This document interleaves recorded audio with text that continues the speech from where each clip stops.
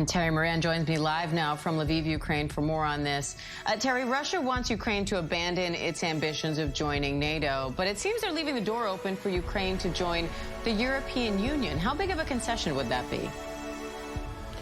That would be a big concession, because in 2014, when this war really started, one trigger for it was that the Ukrainian people, through their government, had decided they wanted to join the European Union. And that was, at the time, Vladimir Putin wasn't going to allow that. Now this is part of what looks like a major de-escalation being proposed by Russia.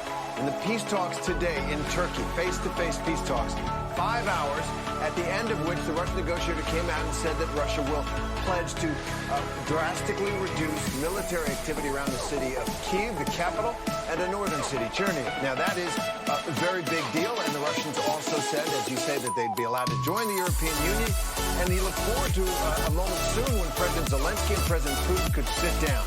That said, we just had the sirens going off, which is why I'm wearing this. So Russia certainly has military objectives in the country still that they're interested in, and also I don't think wants to look like they've completely given up, weakening their position at the bargaining table. So until there is a deal signed, and who knows whether that deal is the real deal or not, if it comes, there will still be military activity, as we just heard the air raid sirens going on.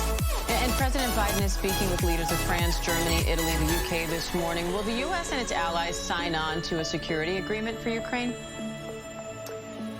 They will, Diane. That's an important point that Ukraine has asked for, and the Ukrainian negotiators say that Russia has agreed to, that whenever a deal is done and signed, it would be guaranteed in the way that NATO's Article 5, which pledges mutual defense, an attack on one is an attack on all, and they wouldn't be joining NATO, but they would have the pledge from the United States, the UK, and other major European allies that if Russia violates the deal that is trying to be worked out right now between negotiators in Turkey, that the United States would come along with the European allies and to Ukraine's defense. That's a big deal.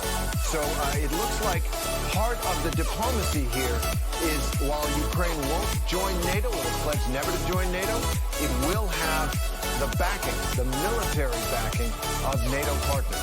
And that is a big concession from Russia, if in fact that is the case. It all has to be written down in ink and signed and then trusted. And that is a big problem with Vladimir Putin.